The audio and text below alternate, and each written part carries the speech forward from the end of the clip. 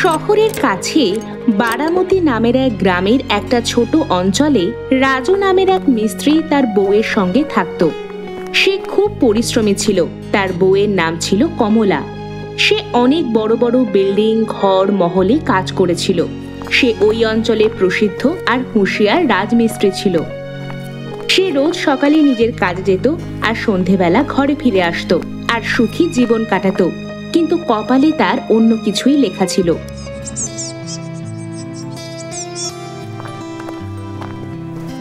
কমলা, আজ খুব দেরি হয়ে গেল কাজে যেতে। হ্যাঁ, তেল শেষ হয়ে গেছিল। দোকানে গেছিলাম তেল আনতে, সেখানেও অনেক ভিড় ছিল, এই জন্য দেরি হয়ে গেছিল। আরে চলো, কোনো ব্যাপার না।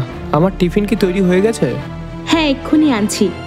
কমলা টিফিন নিয়ে আসে। আর হ্যাঁ, তোমার শরীরটা কাল রাত থেকে ঠিক লাগছে না। আমি সন্ধ্যায় তাড়াতাড়ি আসবো, তারপরে আমরা হাসপাতাল যাব। ঠিক আছে।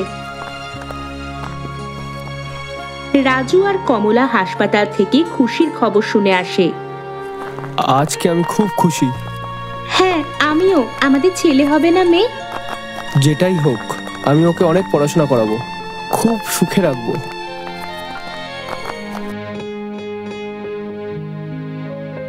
9 মাস পরে রাজু আর কমলার ছেলে হয়। রাজু তাকে হাতে নিয়ে, কমলা দেখো, আমাদের ছেলে হয়েছে। আজ আমি খুব খুশি। আমি একে অনেক পড়াবো। হ্যাঁ, আমাদের বাচ্চা আমাদের নাম উজ্জ্বল করবে। হ্যাঁ, আজ থেকে আমি অনেক বেশি পরিশ্রম করব আর একে অনেক অনেক পড়াবো। একে আমি আমার নিজের মতো কাজে পাঠাবো না। আমার ছেলে চাকরি করবে, তাই না কমলা? হ্যাঁ, আমাদের ছেলে অফিসার হবে। কমলা আর রাজু তাদের ছেলের নাম রাহুল রাখে। তাকে তারা খুব পড়াশোনা করায় আর তাকে পড়তে বাইরে পাঠায়।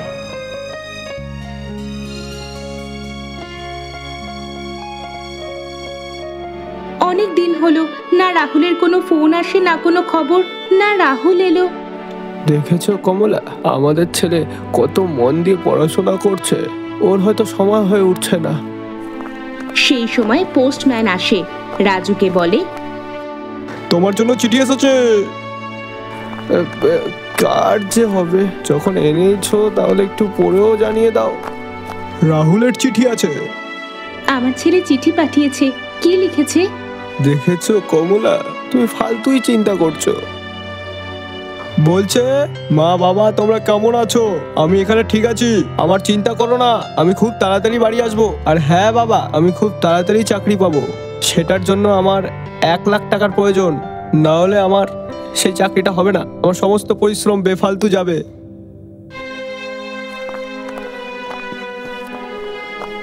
হে ভগবান, এ কি দুনিয়া!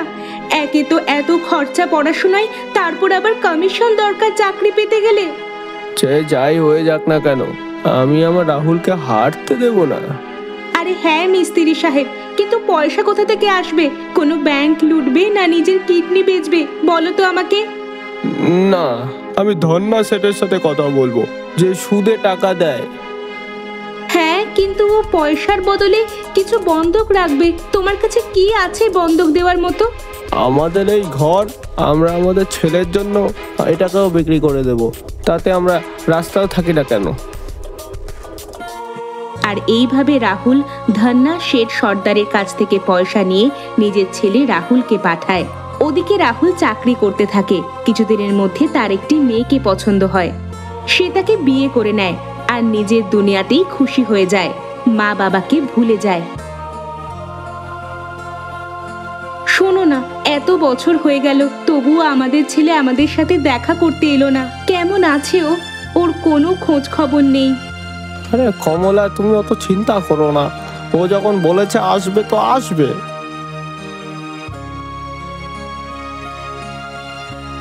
রাজুর অনেক চিন্তা হয় যে সে ধারের টাকা কিভাবে শোধ করবে। এখনো ভাবে যে ও কোথাও কাজ খুঁজবে। কমলা, আমি কাল সকালে কাজ খুঁজতে যাচ্ছি। এই বয়সে তুমি কাজ করতে পারবে না গো। কিন্তু ধন্না সেটের শুধু তোমাকে শোধ করতে হবে। কিন্তু তোমাকে এই বয়সে কাজ কে দেবে? অভিজ্ঞতা আছে এত বছরের কমলা, কিছু না কিছু কাজ তো দিয়েই দেবে। আর রাজু কাজ খুঁজতে বেরিয়ে পড়ে। যেতে যেতে এক জায়গায় কাজ হচ্ছিল। সেখানে কর্মচারীদের ওপর তাদের মালিক লালা শেঠ খুব চিৎকার করছিল। কি হলো সাব? আরে তোমাকে বলে আমি কি করবো? হ্যাঁ, আমার মাথাটাই খারাপ করে দিল এরা সবাই মিলে। একে এই বিল্ডিং এর প্রাচীরটা দিলের আকারে ডিজাইন করতে বলেছিল মালিক। 4 বার প্রাচীর বানিয়ে আবার ভেঙে দিয়েছে। এই বুদ্ধরাম কোথাকার। যদি এই ডিলের ডিজাইন আমরা না বানাতে পারি তাহলে আমাদের অনেক লোকসান হয়ে যাবে। আরে সাব, আমার কম বেশি ভালো অভিজ্ঞতা তো আছে। যদি আপনি খারাপ না ভাবেন তাহলে আমি চেষ্টা করব। বৃদ্ধ বয়সে তুমি আর কি শুধরাবা? চল, যখন বলছিস তাহলে করেই দেখা। প্রথমে এটার বেস আগে মজবুত করো, তারপরে সালাক দিয়ে আস্তে আস্তে ইটগুলোকে বেঁকিয়ে দেন, তারপরে এটার কাজ সোজা হয়ে যাবে।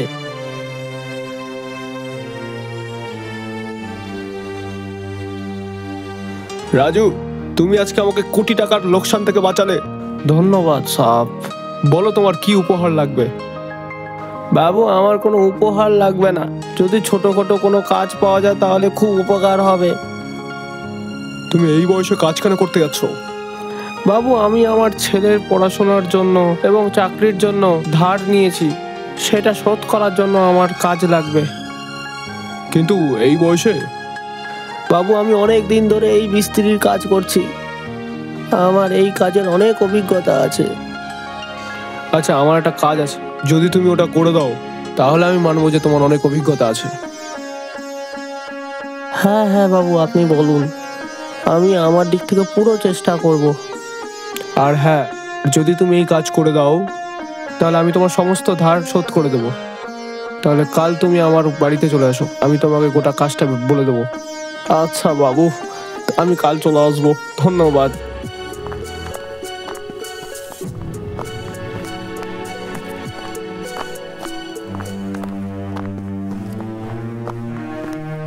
কি হলো, তুমি এত চিন্তায় আছো কেন? কাজ পাওনি নাকি? কোনো ব্যাপার না, আমরা কিছু না কিছু করে নেব, চিন্তা করো না। কমলা, এরকম কাজ পেয়েছি যে আমাদের একবারে সব ধার শোধ হয়ে যাবে। তাহলে তুমি চিন্তায় আছো কেন? আর এই বয়সে এমন কি কাজ যাতে আমাদের পুরো ধার শোধ হয়ে যাবে?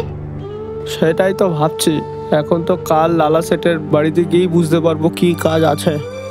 এখন চলো খাওয়ার খেয়ে নি, আরাম করি। সকালে আবার লালা সেটের ঘরেও যেতে হবে। হ্যাঁ, ঠিক আছে।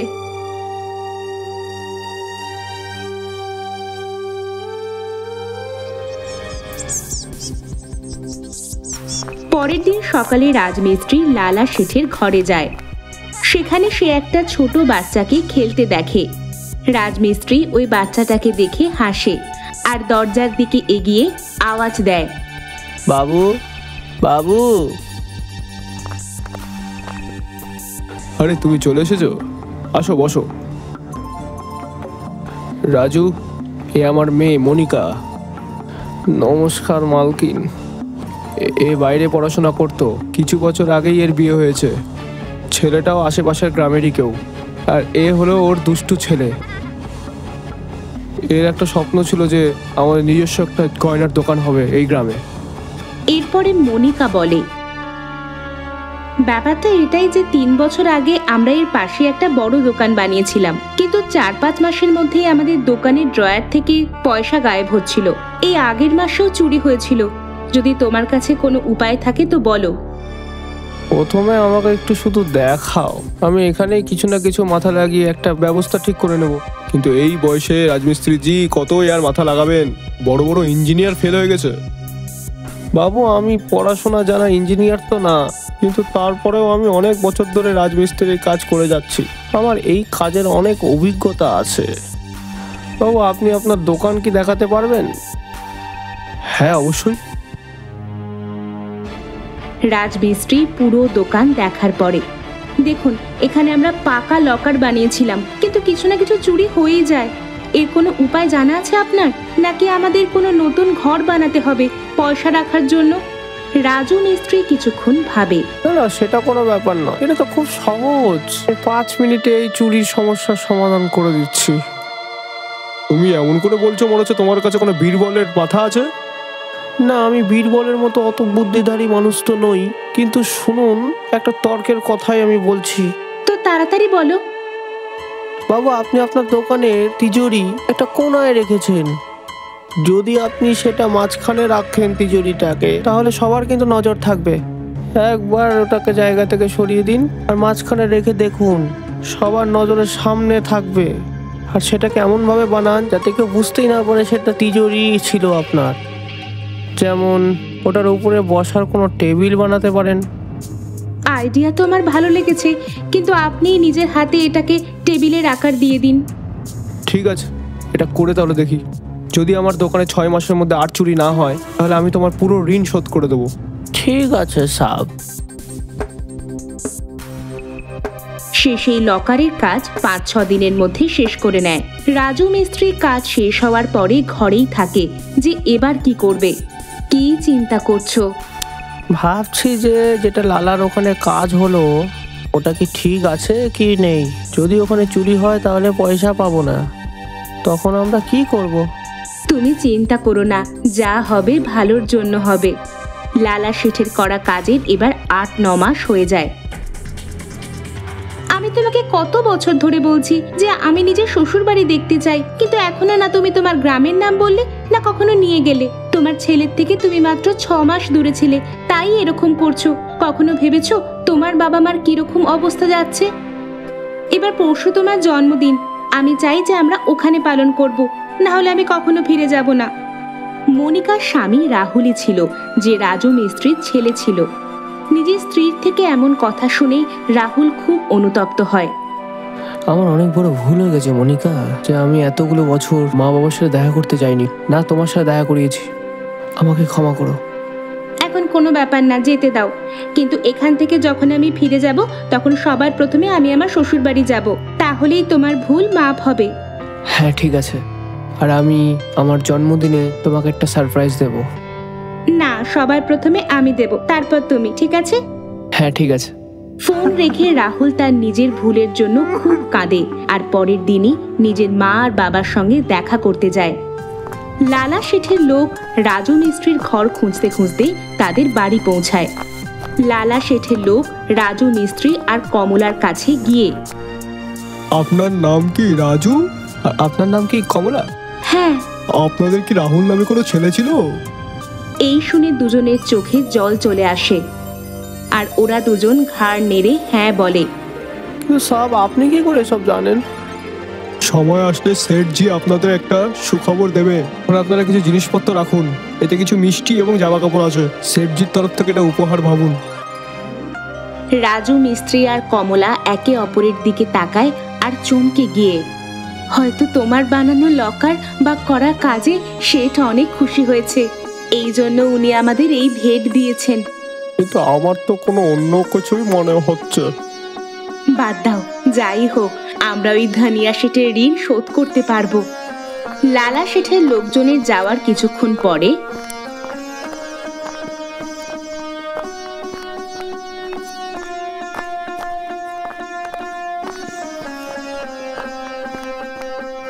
এক জোয়ান ছেলে স্যুট বুট টাই পরে একটা বড় ব্যাগ হাতে নিয়ে ঘরের দরজা দিয়ে ভেতরে আসে।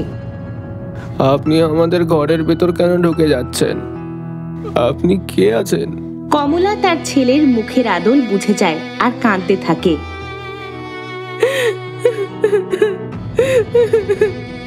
একবার তো দেখা করতে আসতি বেটা, একটাও মুহূর্ত এমন নেই যে আমরা তোকে মনে করিনি। মা বাবা, আমাকে ক্ষমা করে দিও, আমার খুব বড় ভুল হয়ে গেছে। ছাড় বেটা, আমি তোকে নিজের হাতে খাবার খাওয়াই, আরো অনেক রকম রান্না করে তাকে খাওয়ায়। আরে আস্তে আস্তে, আরে ধীরে ধীরে খা। তোকে তো এখন আর কোথাও যেতে হবে না। এত তাড়াতাড়ি কেন করছিস? হ্যাঁ, এখন আমাকে একটু যেতে হবে, কিন্তু আমি কাল সকালেই তোমাদেরকে আনতে আসবো। না বেটা, তুই কোথাও যাস না, আমরা এখন এক মুহূর্ত তোকে ছাড়া থাকতে পারবো না। মা, শুধু একদিনের ব্যাপার, আর আমি তোমাকে খুব বড় খুশির খবর দিতে যাচ্ছি। কমলা আর রাজু মিস্ত্রি একে অপরের দিকে তাকায়। হ্যাঁ বেটা, তাড়াতাড়ি আসিস, আমরা অপেক্ষা করব। রাহুল সেখান থেকে বেরিয়ে যায়। নিশ্চয়ই কোনো না কোনো ব্যাপার আছে, শেঠ যে যা বলল আমাদের রাহুলও তাই বলল। এর মধ্যে লালা শেঠের একজন লোক রামপ্রসাদ লালু মিস্ত্রির বাড়িতে আসে। রাজমিস্ত্রি, তোমার দুজনকে কালকে যে আছে লালা সেটের ওখানে ডেকেছে। হ্যাঁ হ্যাঁ, আমরা চলে আসবো। কি ব্যাপার বলো তো, কেউ তো বলবেও। পরের দিন রাজু মিস্ত্রি আর কমলা লালা শেঠের বাড়িতে যায়।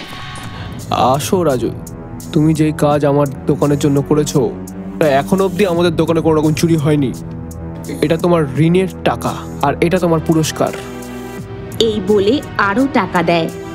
তার মধ্যেই ভেতর থেকে রাহুল আর মনিকা আসে। তুমি বলছিলে না যে এখন দোকানে চুরি বন্ধ হয়ে গেছে? কে করলো? এরাই তারা যারা কাজ করেছে। তুমি বলেছিলে না তোমাকে এখনো অবধি শ্বশুর বাড়িতে নিয়ে যেতে পারিনি? দেখো, এনার সাথে কথা বলো। ইনি আমার মা আর আমার বাবা। মা, বাবা, এই আমার স্ত্রী মনিকা আর আমার ছেলে বান্টি।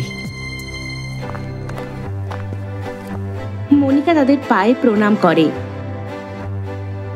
তারা আশীর্বাদ দেয় আর বান্টিকে গলা জড়িয়ে নেয়। আরে আমি জানতাম যে আমার মেয়ে একটা হীরাকেই বাঁচবে। তুমি তো আছো সেরাই, কিন্তু তোমার বাবা এবং তার অভিজ্ঞতা আরো সেরা। মালিক, এরকম বলো না। এটা আমাদের জন্য অনেক বড় গর্বের বিষয় যে আমাদের ছেলে আপনার মেয়েকে বিয়ে করেছে। আরে এখন এই মালিক টালিক ছাড়ো, হ্যাঁ, গলা মেলাও, আসো। এখন তুমি আমার সম্বন্ধী হয়ে গেছো। আর হ্যাঁ, মনে রাখবে, হয়তো আমার কাছে পয়সা বেশি আছে, কিন্তু তোমার কাছে অভিজ্ঞতা অনেক বেশি আছে। এই জন্য কেউ ছোট এবং বড় নেই। আমাদের নিজেদের বাবা মাকে সবসময় সেবা করা উচিত। আমরা যতই ধনসম্পদ অর্জন করি না কেন, আসল আনন্দ তো বাবা মার পায়েতেই রয়েছে। লোকেদের পয়সার পাশাপাশি বুদ্ধিমত্তাও অর্জন করতে হবে, কারণ যে কোনো অবস্থায় যে কোনো বয়সে আপনার বুদ্ধিমত্তা কাজে লেগে যায়।